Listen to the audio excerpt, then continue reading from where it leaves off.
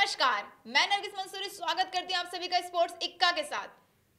ISL Goa के खिलाफ Mumbai city की निगाहें जीत दर्ज करने पर। नॉर्थ ईस्ट यूनाइटेड से शुरुआती मैच में हार का सामना करने वाली मुंबई सिटी एफसी बुधवार को होने वाले आईएसएल मुकाबले में एफसी गोवा के खिलाफ होने वाली भिड़ंत में वापसी करना चाहेगी।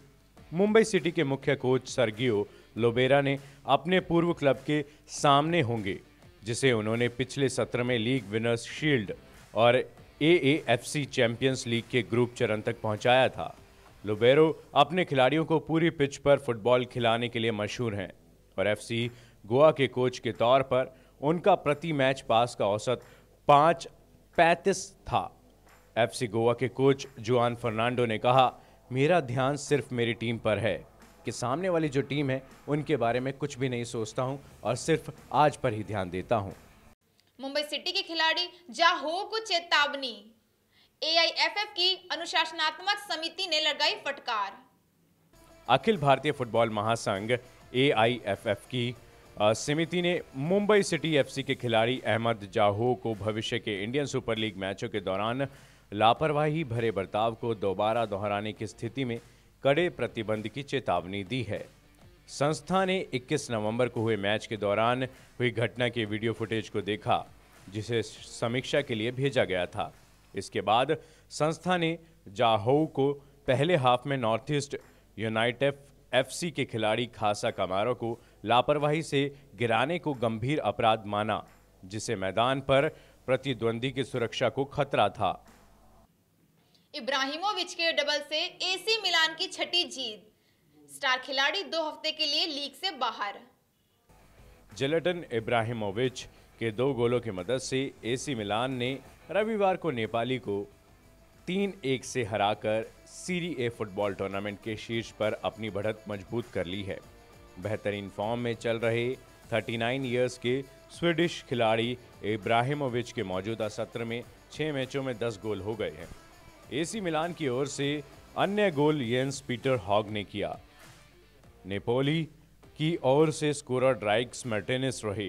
इस जीत से मिलान के 8 मैचों में छठी जीत के साथ 20 अंक हो गए हैं और उसने अंक तालिका के शीर्ष पर 2 अंक की बढ़त बना ली है।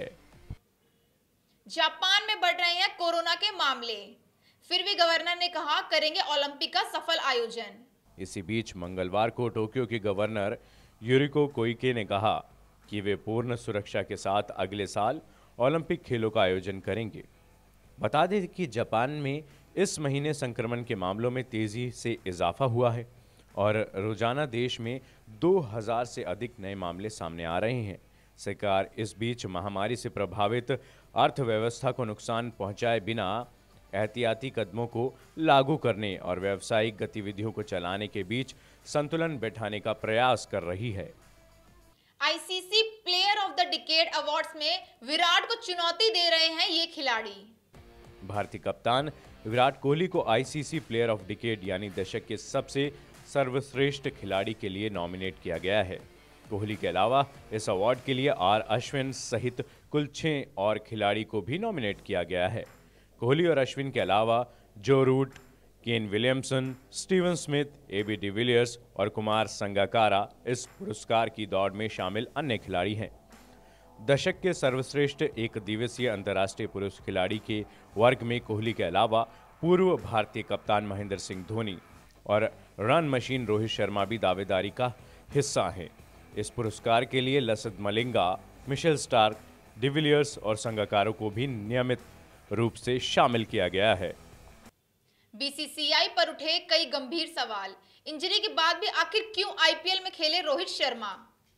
आईपीएल 2020 के दौरान रोहित शर्मा को हैमस्ट्रिंग इंजरी हुई थी, जिस वजह से उन्हें ऑस्ट्रेलिया के खिलाफ वनडे, टी20 और टेस्ट टीम में शामिल नहीं किया गया था।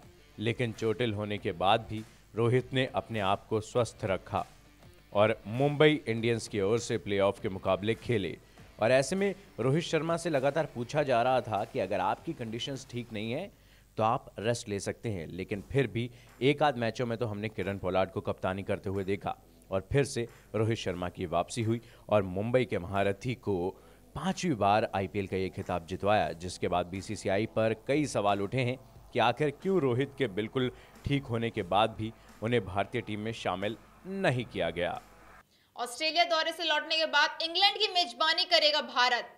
सफेद गेंद से खेले जाएंगे 8 मैच। विराट कोहली की अगुवाई में टीम इंडिया 3 वनडे, 3 टी20 और 4 टेस्ट मैचों की सीरीज खेलने के लिए ऑस्ट्रेलिया दौरे पर गई है। टीम का यह दौरा 27 नवंबर से वनडे सीरीज के साथ शुरू होगा और जनवरी में खत्म होगा। वहां से लौटने के बाद टीम इंडिया इंग्लैंड की मेजबानी करेगा। दोनों के बीच 4 टेस्ट, 3 वनडे और 5 टी20 मैचों की सीरीज खेली जाएगी। सौरव गांगुली ने मंगलवार को कहा कि इंग्लैंड की टीम लंबे दौरे के लिए भारत आ रही है। ऐसी भी चर्चा है कि अहमदाबाद में इंग्लैंड के खिलाफ team India day night test match खेलेगी। हालांकि अभी पूरे दौरे की घोषणा होना थोड़ा बाकी है। India versus Australia. भारत की पिछली ऐतिहासिक जीत को अभी तक नहीं पचा पाए टिम पेन। कहा, याद करके आज भी दर्द होता है।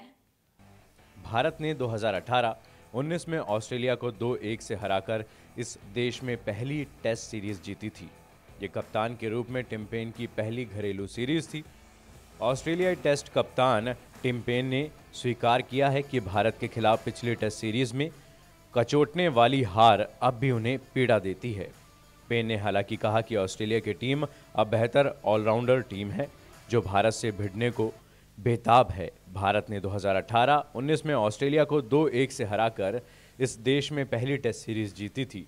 ये कप्तान के रूप में पेन की पहली घरेलू सीरीज थी और पेन को अब भी पेन होता है। धवन ने दिखाई टीम इंडिया की नई जर्सी। ऑस्ट्रेलिया सीरीज में इसे पहनेंगे खिलाड़ी। नई जर्सी को इंस्टा पिक के जरिए शेयर किया है धवन ने। ऑस्ट्रेलिया के खिलाफ पहले वनडे मैच से 3 दिन पूर्व मंगलवार को सोशल मीडिया पर शिखर धवन ने नई जर्सी में अपनी तस्वीर डाली है। पहले की तुलना में ये नई जर्सी गहरे नीले रंग में है और नीला रंग काफी सूट कर रहा है गब्बर पर भी। सोशल मीडिया पर लोग इसे 1992 वर्ल्ड कप वाली जर्सी की तरह बता रहे हैं। पाकिस्तान टीम टी20 और टेस्ट सीरीज के लिए न्यूजीलैंड पहुंची। 14 दिन क्वारंटाइन रहना होगा। कोरोना के बीच पूरी दुनिया में खेल की अब शुरुआत होने लगी है। इसी क्रम में पाकिस्तान क्रिकेट टीम न्यूजीलैंड पहुंच गई है। दोनों के बीच 3 टी20 और 2 टेस्ट मैचों की सीरीज खेली जानी है। पाकिस्तान क्रिकेट बोर्ड पीसीबी ने मंगलवार को ट्विटर पर इसकी जानकारी भी दी। कोरोना प्रोटोकॉल की वजह से बाबर आजम की कप्तानी वाली टीम को 14 दिन तक क्वारंटीन रहना पड़ेगा। यानी कि जो 14 डेज की अवधि है कि अब कोई भी कंट्री में जाए वहां पर आपको 14 डेज तक अपने आप को क्वारंटीन रखना पड़ता है। यहां पर पीसीबी में भी लागू होगा। आइए बढ़ते हैं आज की कुछ चटपटी खबरों की ओर। दुनिया की सबसे महंगी कार के मालिक क्रिस्टियानो रोनाल्डो पहनते हैं हीरे की घड़ी। 100 करोड़ के प्राइवेट जेट पे कराते हैं पार्टनर को सफर। दुनिया के महान फुटबॉलरों में से एक क्रिस्टियानो रोनाल्डो दुनिया की सबसे महंगी कार के मालिक बन गए हैं। उनकी ये गाड़ी स्पोर्ट्स कार बनाने वाली कंपनी बुगाटी की है। कार का नाम ला वोइटूर नोइरे है। मीडिया रिपोर्टर्स के अनुसार ला वोइटूर नोइरे की कीमत 8.5 मिलियन यूरो यानी कि तकरीबन 75 करोड़ रुपए है। हालांकि रोनाल्डो सिर्फ महंगी कारों के ही नहीं बल्कि शौकीन हैं महंगी घड़ियों और आलीशान लाइफस्टाइल के लिए और मशहूर हैं लड़कियों में भी। पहलवान बजरंग और संगीता फोगाट की शादी की रस्में शुरू हो चुकी हैं। विवाह में होंगे 8 फेरे। द्रोणाचार्य अवार्डी महावीर फोगाट के घर एक बार फिर से शहनाई गूंजने वाली है और इस बार उनके तीसरे नंबर की बेटी एवं अंतर्राष्ट्रीय महिला पहलवान संगीता फोगाट के हाथ पीले होने वाले हैं। संगीता 25 नवंबर को अंतर्राष्ट्रीय पहलवान बजरंग पूनिया के साथ 8 फेरे लेंगी। कोरोना महामारी की वजह से शादी समारोह सादगीपूर्ण माहौल में बलाली गांव में ही संपन्न होगा।